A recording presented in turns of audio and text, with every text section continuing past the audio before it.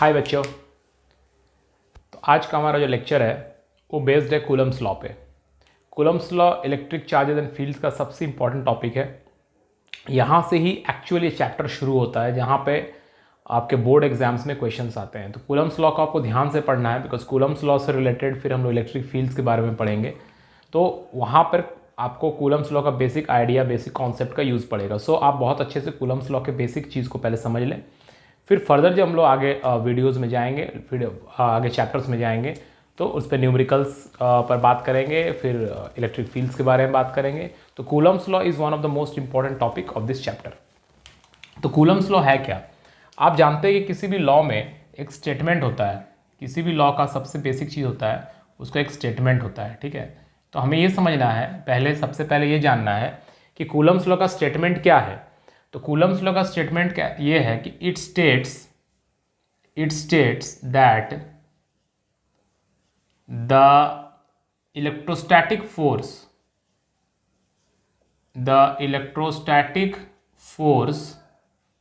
between 2 point charges, force between 2 point charges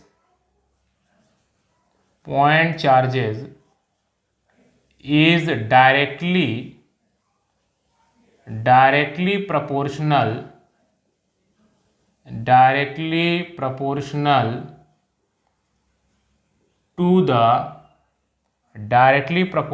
to the product of the charges and inversely proportional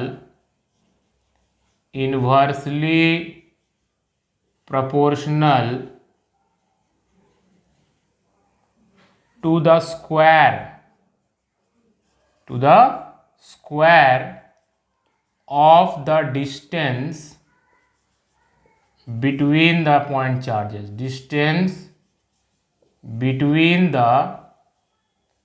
point charges. ठीक है, तो ये है इसका स्टेटमेंट। क्या स्टेटमेंट है? It states that the electrostatic force, जो फोर्स लगता है, इलेक्ट्रोस्टैटिक फोर्स जो लगता है, हम लोग जानते हैं कि अगर दो सेम नेचर का चार्ज है तो क्या होगा? रिपल्शन होगा, और दो अगर ऑपोजिट नेचर का चार्ज है तो अट्रैक्शन होगा। तो इलेक्ट्रोस्टैटिक फोर्स लग रहा है, वो इलेक्ट्रोस्टैटिक फोर्स जो लग रहा है वो आइदर अट्रैक्टिव हो सकता है बच्चों, या वो रिपल्सिव हो सकता है।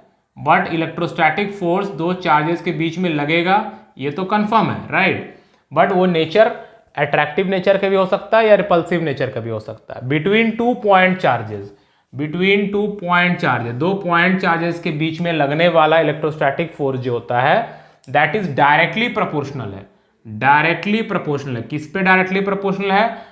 प्रोडक्ट ऑफ द चार्जेस के प्रोडक्ट पर डायरेक्टली प्रोपोर्शनल है, और इनवर्सली प्रोपोर्शनल है। किस पर इनवर्सली प्रोपोर्शनल है? Square of the distance between the point charges. जो पॉइंट चार्जेस है उनके बीच के डिस्टेंस का वो स्क्वायर का इनवर्सली प्रोपोर्शनल है। ठीक है, इसीलिए हम लोग इसको मैथमेटिकली कैसे लिख सकते हैं? अगर वो फोर्स का नाम हम लोग F देते हैं, F is that electrostatic force, तो ये प्रोपोर्शनल है, डायरेक्टली प्रोपोर्शनल। ये प्रोपोर्शनल का साइन हो गया।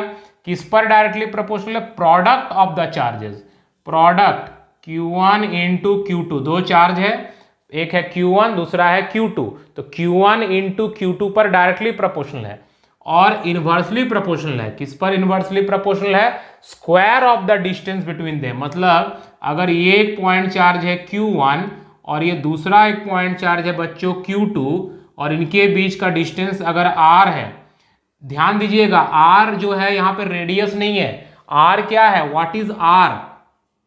Distance between the two charges, distance between the two point charges, distance between the two point charges. ठीक है, दोनों पॉइंट चार्ज के बीच का ये डिस्टेंस है।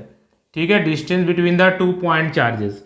तो F इज directly proportional to Q1 into Q2 and inversely proportional to R square. This is the definition और mathematical statement of Coulomb's law. ठीक है, this is the mathematical statement of Coulomb's law. तो इसको note down कर लीजिए आप। उसके बाद हम लोग आगे बात करते हैं इस इक्वेशन को और किस तरह से लिखा जा सकता है, और जब प्रोपोर्शनल के साइन को हटाएंगे तो यहाँ कांस्टेंट आएगा, उस कांस्टेंट का नेचर क्या होगा, इसको नोट डाउन कर लीजिए। ओके बच्चों, तो हम लोगों ने देखा कि कूलम्स लॉ का मैथमेटिकल फॉर्म कैसा दिख रहा है। F that is the electrostatic force is directly proportional to the product of the charges and inversely proportional to the square of the distance between them. ठीक है, अब हम लोग जानते हैं किसी भी इक्वेशन में, आप लोग क्लास 8-9 से ही ये जानते हैं, ये पढ़ते हुए आ रहे हैं, किसी भी इक्वेशन में ये जो प्रोपोर्शनल का साइन है इसको जब हम हटाते हैं तब वो इक्वेशन का रूप लेता है, और इस प्रोपोर्शनल के साइन को हटाते हैं तब एक कांस्टेंट आता है। वो कांस्टेंट कहीं पर फिक्स्ड वैल्यू होता है, कहीं पर वेरिएबल होता है। ठीक है, तो अब इस कांस्टेंट के बारे में हम लोग को जानना है। तो यहाँ भी एक कांस्टेंट आएगा, F इज इक्वल्स टू एक कांस्टेंट आता है यहाँ पे, suppose K Q1 into Q2 by R square. ठीक है, अब ये जो कांस्टेंट है, इस कांस्टेंट का नेचर क्या है।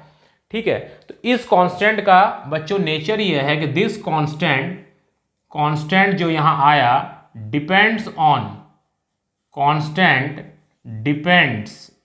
डिपेंड्स ऑन, किस पे डिपेंड करता है, depends on nature of the medium, nature of the medium के नेचर पे डिपेंड करता है। किस पे डिपेंड करता है, nature of the medium in which charge is placed, in which charge is placed, जिसमें चार्ज प्लेस्ड रहता है, जिसमें चार्ज रखा हुआ रहता है, उस पे डिपेंड करता है। कांस्टेंट है depends on nature of the medium in which charge is placed, जिसमें चार्ज प्लेस्ड रहता है। ठीक है, उस पे डिपेंड करता है। तो ये जो कांस्टेंट है K, अगर ये एयर मीडियम में है या फ्री स्पेस या एयर में है, इन फ्री स्पेस और एयर, तो ये जो K है इसको हम लोग लिखते हैं, this K is equal to हो जाता है 1/4 pi epsilon naught, 1/4 pi epsilon naught हो जाता है। ठीक है, जहां एप्सिलॉन नॉट को हम लोग बोलते हैं एब्सोल्यूट परमिटिविटी, एब्सोल्यूट परमिटिविटी। ठीक है, एप्सिलॉन नॉट को क्या बोलते हैं, एब्सोल्यूट परमिटिविटी बोलते हैं। ठीक है, या इसको बोलते हैं परमिटिविटी ऑफ फ्री स्पेस और air, permittivity of free space और air, permittivity of free space और air, permittivity of free space और एयर। ठीक है, इसको हम लोग एप्सिलॉन नॉट कहते हैं। क्लियर, बात समझ में आ गया। अगर ये हमारा फ्री स्पेस या एयर रहता है तो K जो है उसका वैल्यू हो जाता है 1/4 पाई एप्सिलॉन नॉट। इस एप्सिलॉन नॉट को हम लोग बोलते हैं एब्सोल्यूट परमिटिविटी या permittivity of free space air.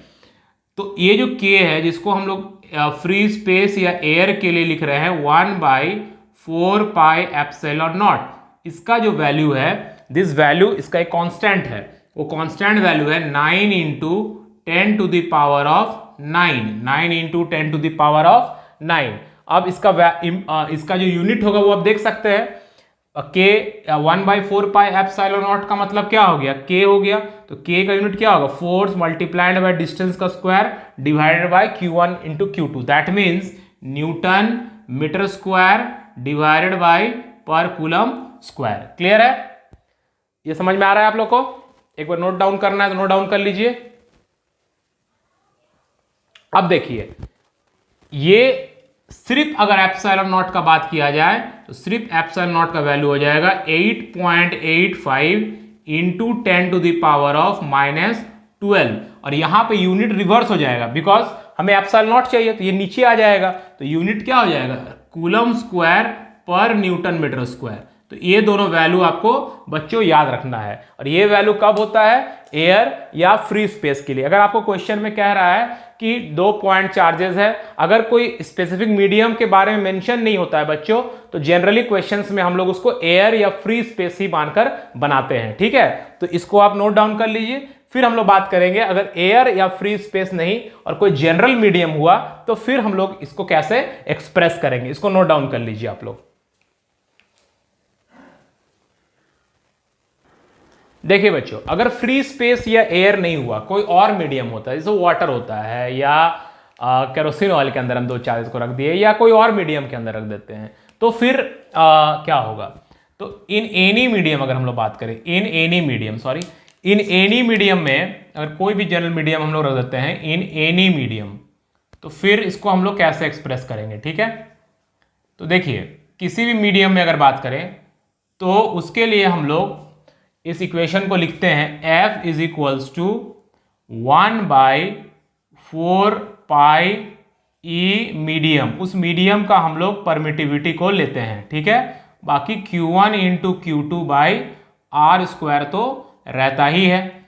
ठीक है, अब इसको एक्सप्रेस कैसे करते हैं बच्चों? तो देखिए इसको एक्सप्रेस हम लोग, अच्छा, तो किसी भी मीडियम का अगर हम लोग बात करते हैं तो वहां जिस टर्म को हम लोग यूज करते हैं वो है रिलेटिव परमिटिविटी। ठीक है, रिलेटिव परमिटिविटी। यहाँ पे हम लोग किसके रिलेटिव में चीज़ों को एक्सप्रेस करते हैं? यहाँ पे हम लोग एयर या फ्री स्पेस के टर्म्स में परमिटिविटी को एक्सप्रेस करते हैं। तो रिलेटिव का मतलब क्या होता है? रिलेटिव मतलब आप जानते हैं कि जैसे रिलेटिव डेंसिटी, तो डेंसिटी ऑफ वाटर नीचे लिखा जाता है। किसी के भी रिलेटिव का मतलब जिसके रिलेटिव में निकालते वो टर्म नीचे आता है। तो रिलेटिव परमिटिविटी में हम लोग परमिटिविटी ऑफ एयर या फ्री स्पेस जो होगा वो नीचे लिखेंगे। तो परमिटिविटी ऑफ एयर और फ्री स्पेस नीचे आ जाएगा और ऊपर हो जाएगा परमिटिविटी ऑफ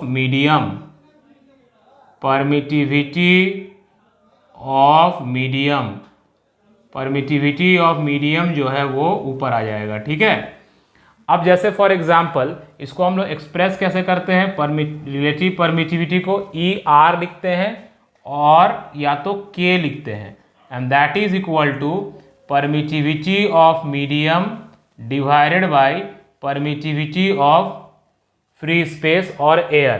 ठीक है, तो यहाँ पे हम लोग जैसे परमिटिविटी ऑफ किसी मीडियम का निकालेंगे, दैट इज इक्वल टू हो जाएगा K इंटू एप्सिलॉन नॉट।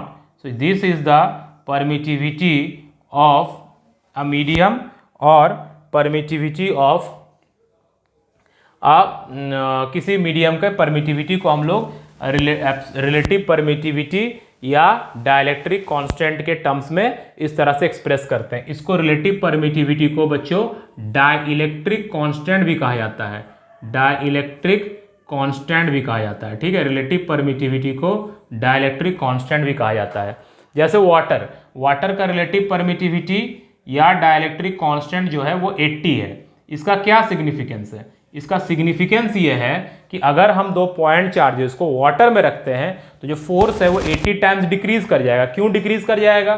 क्योंकि किसी भी मीडियम में जब हम इलेक्ट्रोस्टैटिक फोर्स को लिखेंगे तो कैसे लिखेंगे? F is equals to Q1 into Q2 divided by 4 pi. हम लोग एप्सिलॉन नॉट तो लिख नहीं सकते हैं क्योंकि एप्सिलॉन नॉट तो एयर या फ्री स्पेस में होता है। किसी भी मीडियम में जब रहेगा तो मीडियम का परमिटिविटी लिखेंगे। तो मीडियम का परमिटिविटी को हम लोग कैसे लिख सकते हैं? मीडियम के परमिटिविटी को एप्सिलॉन नॉट इंटू के मतलब डाइलेक्ट्रिक कांस्टेंट या रिलेटिव परमिटिविटी के प्रोडक्ट के फॉर्म में लिख सकते हैं। ई मीडियम की जगह पर के इंटू ई नॉट लिख सकते हैं, इंटू आर स्क्वायर तो डिस्टेंस का स्क्वायर हो गया। तो यहां आप देखिए जो डाइलेक्ट्रिक कांस्टेंट है वो के नीचे आ रहा है, दैट मीन्स फोर्स यहां पर रिड्यूस हो जाएगा। और के का जो वैल्यू होता है 1 से बड़ा होता है, तो के नीचे आ रहा है तो फोर्स रिड्यूस हो जाएगा। अगर वाटर लेते तो वाटर का के होता है 80, that means force 80 times reduce हो जाएगा। सो जब हम लोग किसी भी पॉइंट चार्जेस को, किसी भी चार्जेस को जब हम रखेंगे, कहाँ रखेंगे? किसी भी चार्जेस को जब हम लोग किसी मीडियम में रखते हैं एयर या फ्री स्पेस के अलावा, तो उस मीडियम में इलेक्ट्रोस्टैटिक फोर्स जो है वो डिक्रीज कर जाता है। कितना टाइम्स डिक्रीज करेगा, that depends on the dielectric constant या relative permittivity of the medium. तो ये था एक basic idea about Coulomb's law. इसको आप लोग अच्छे से समझ ले, इक्वेशन को समझ लें, यूनिट्स वगैरह को देख लें। इसके बाद हम लोग बात करेंगे कि अगर कूलम्स लॉ को वेक्टर के फॉर्म में एक्सप्रेस करना रहे तो कैसे एक्सप्रेस करेंगे, और कूलम्स लॉ के एप्लीकेशंस देखेंगे। एप्लीकेशंस मींस कूलम्स लॉ के बेस्ड न्यूमेरिकल्स देखेंगे। ठीक है, तो आप पहले बेसिक आइडिया कर ले, उसके बाद हम लोग कूलम्स लॉ पर आगे वीडियोस में बात करेंगे। Thank you all of you, और कीप शेयरिंग आवर चैनल। अगर आपने चैनल को नए हैं तो प्लीज हमारे चैनल को सब्सक्राइब कर लें और ज्यादा से ज्यादा लोगों तक हमें रीच करने में मदद करें। Thank you, see you in the next video, bye.